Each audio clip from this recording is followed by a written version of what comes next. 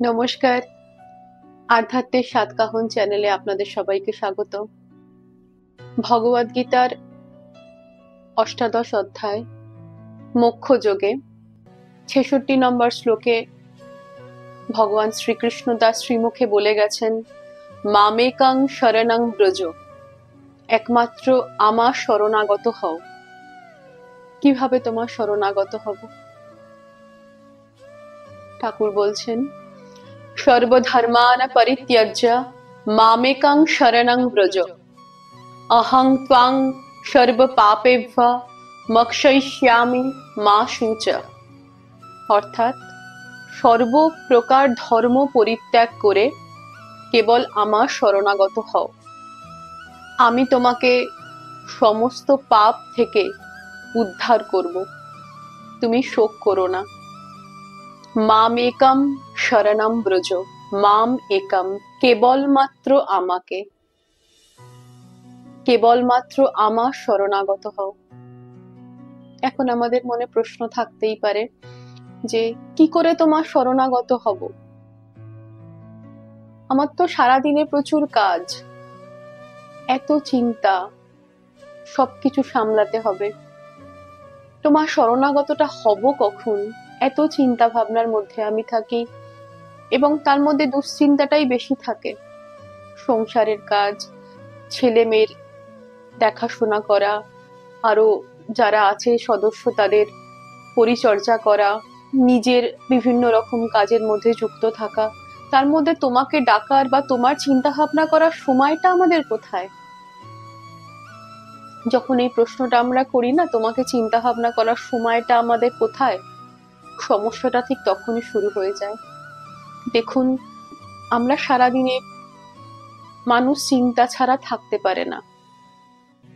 চিন্তা করতে করতে এক সময় সেটা দুশ্চিন্তায় চলে যায়, ওভার থিঙ্কিং।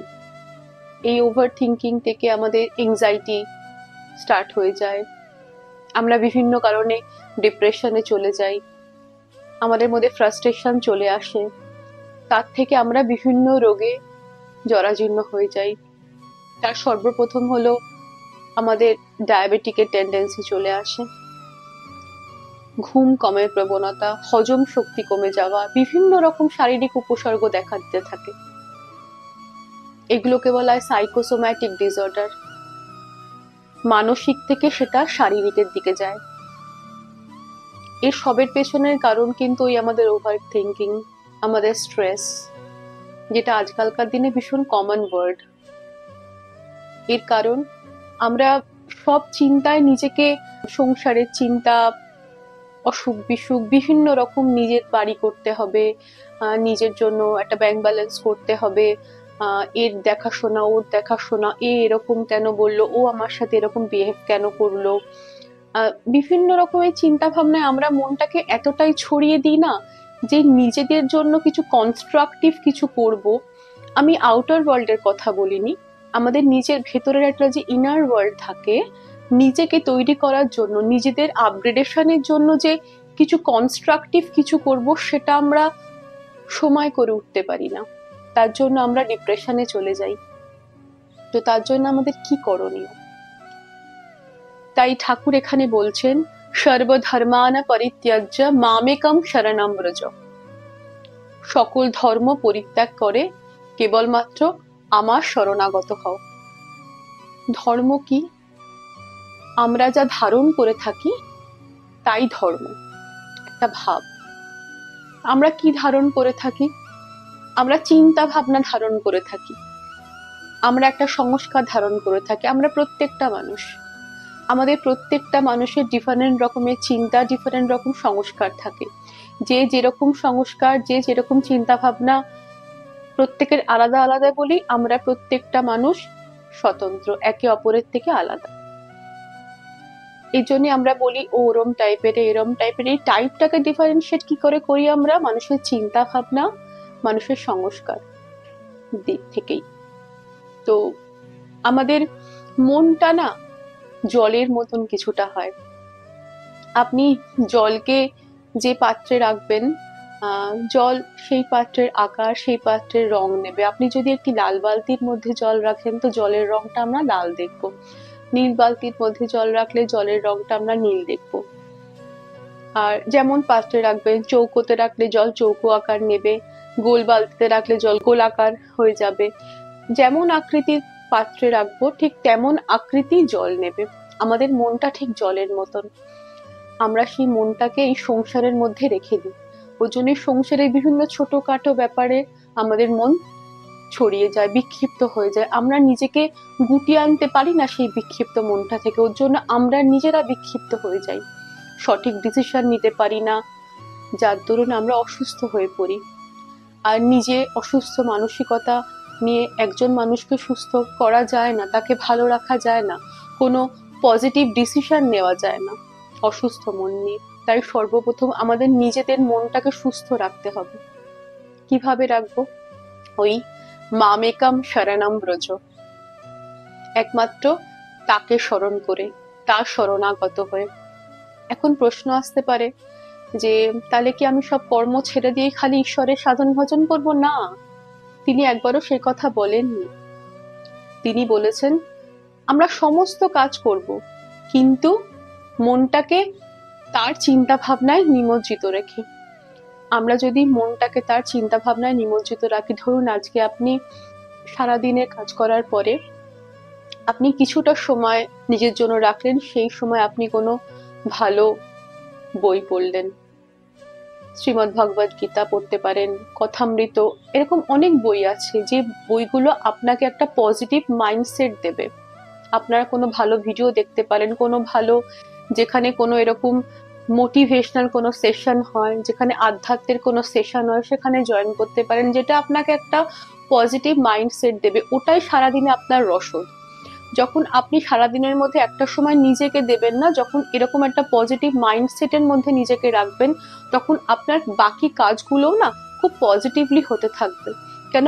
আমাদের মাইন্ডটাই তখন খুব পজিটিভ থাকে, আর আমরা পজিটিভ মাইন্ডে কাজও খুব পজিটিভ করতে পারি। একমাত্র ভগবানের আলোচনা, সেই আধ্যাত্মের আলোচনা ছাড়া এই পজিটিভ জিনিস আমরা কোথাও পেতে পারি না। তাই ঠাকুর বলেছেন যে সবসময় আমার চিন্তা ভাবনা করে। আজকে স্বামী বিবেকানন্দ বলে গেছেন ধর্ম এক ভাব যা মানুষের মধ্যে অলরেডি আছে, যা মানুষকে দেবত্বে উন্নীত করে। তো আমাদের এই স্পিরিচুয়ালিটি শোনা বা জানার মাধ্যমে আমরা আমাদের এই ভাবটাকে, যেগুলো আমাদের মধ্যে অলরেডি দেওয়া আছে, সেটাকে আমরা এই দেবত্বের পর্যায়ে উন্নীত করব।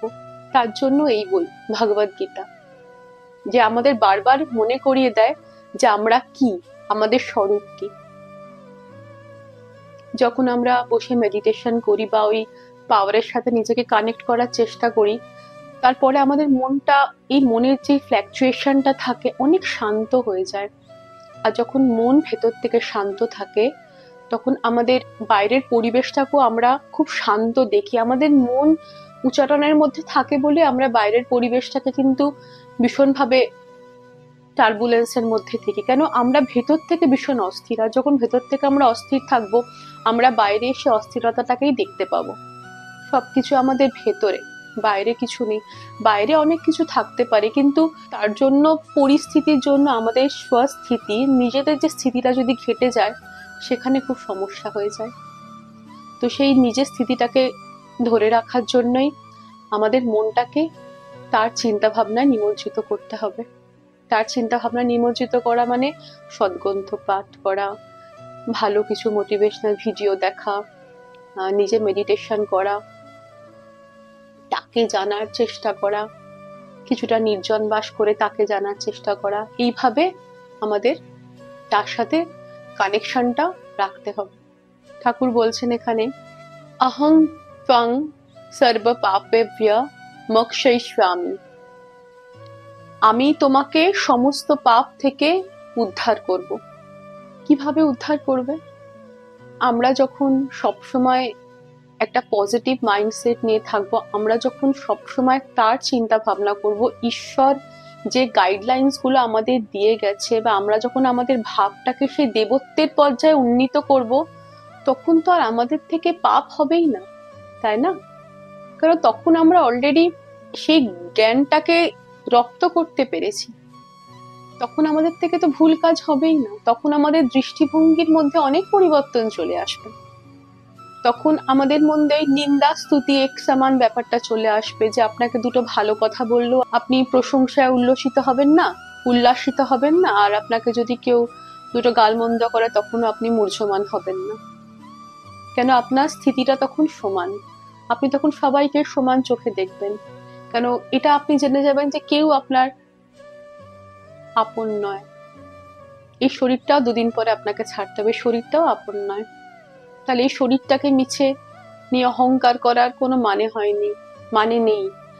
সত্যি কথা বলতে এই শরীরের ভাবটা আমরা ছাড়তে পারবো না যতক্ষণ এই শরীর আছে। আমরা তো নিজেদের সেই সাধু মহাত্মাদের জায়গায় নিয়ে যেতে পারবো না, যেখানে আমরা নিজেদের এই দেহবোধটাকে সম্পূর্ণভাবে ভুলে যেতে পারবো। কিন্তু তার চেষ্টাটা তো করা যায়, তার প্রয়াসটা তো আমরা করতে পারি, যে যেখানে দেহবোধ থেকে নিজেকে উন্নীত করে সেই আত্মিক বোধে সবাইকে দেখা, যে আমরা কে, আমাদের স্বরূপ কি, ঈশ্বর প্রতিনিয়ত এসে আমাদের কি লেসন দিয়ে যাচ্ছেন। যখন আমরা সেই লেসন গুলোকে লার্ন করা স্টার্ট করব, তখন আমাদের থেকে ভুল হওয়ার প্রবণতাটা অনেক কমে যাবে। এবং তারপরেই ঠাকুর বলছেন যে মা শুচা। এখানে মা শুচা কথাটা না ভীষণ সেন্সিটিভলি ইউজ হয়েছে। এই যে কথাগুলো আমি বললাম, যে একমাত্র আমাকে স্মরণ করো, আমি তোমাকে সব রকম পাপ থেকে উদ্ধার করব। এবার কেউ বলতেই পারে যে এর গ্যারেন্টি কি আছে? এর গ্যারেন্টার স্বয়ং ঠাকুর নিজে হচ্ছেন। তার জন্য উনি বলেছেন মা শুচা, যে আমার এই কথাটাতে তুমি ডাউট করো না, কোনো চিন্তা করো না, তুমি শোক করো না। উনি প্রতিশ্রুতিবদ্ধ যে কোনো মানুষ যদি এই টোটাল ভগবত গীতার যে পুরো যে লেসন আছে, কোনো মানুষ যদি সেই লেসন মতন চলতে পারে, এই পুরো যে জ্ঞানটাকে যদি নিজের জীবনে রপ্ত করে যদি নিজের বাস্তবিক জীবনে সেটাকে মেনে চলতে পারে, তাহলে ঈশ্বর তাকে সমস্ত পাপ থেকে উদ্ধার করবেই করবে। তিনি প্রতিশ্রুতিবদ্ধ। তার জন্যই তিনি বলেছেন মা সুজা, তুমি শোক করো না, গ্যারেন্টার আমি গ্যারেন্টি দিচ্ছি। কিন্তু আমরা তো সেই ঠাকুর বলে গেছেন না, যে উট কাটা ঘাস খেতে খুব ভালোবাসে, যতই তাকে ছাড়ানোর চেষ্টা করো সে ছাড়বে না, সে কাটা ঘাস খাবেই। তার মুখ থেকে দরদর করে রক্ত পড়ছে, তবুও সে কাটা ঘাস খাবে। আমরা সে উটের মতন, আমরা সংসার থেকে এত লাঞ্ছিত হই, যাকেই ভালোবাসি তার থেকেই বেশি ডিজার্টেড হই। এটা নিয়ম। এক্সপেকটেশন ভাঙে, আবার নতুন করে একটা এক্সপেকটেশন নিয়েই যাই, অনেক আশাবাদী হই, কিন্তু যার থেকে বেশি আশাবাদী আমরা হই তার থেকেই বেশি আশাহত আমরা হই। এটা কি বলুন তো? এটা হলো একটা লেসন, যে এই জগতে কেউ আপন নয়, সবাই একটা পারপাসে আসেন। ইভেনচুয়ালি সবাই সবার সাথে কানেক্টেড, সবাই একটা পারপাসে আসে, একটা পারপাস সলভ হয়, তার রোল শেষ, সে সেখান থেকে চলে যায়। একমাত্র সেই আনসিন ফোর্সটা ছাড়া, সেই সুপার ন্যাচারাল পাওয়ারটা ছাড়া, তাছাড়া কেউ আপন নয়। তার জন্যই একবার তো চেষ্টা করা যেতেই পারে যে নিজের বিক্ষিপ্ত মনটাকে কাজের ফাঁকে একবার তার স্মরণ করে নেওয়া, যে তিনি কি বলছেন, তিনার কথাগুলোকে অনুসরণ করে জীবনে চলা।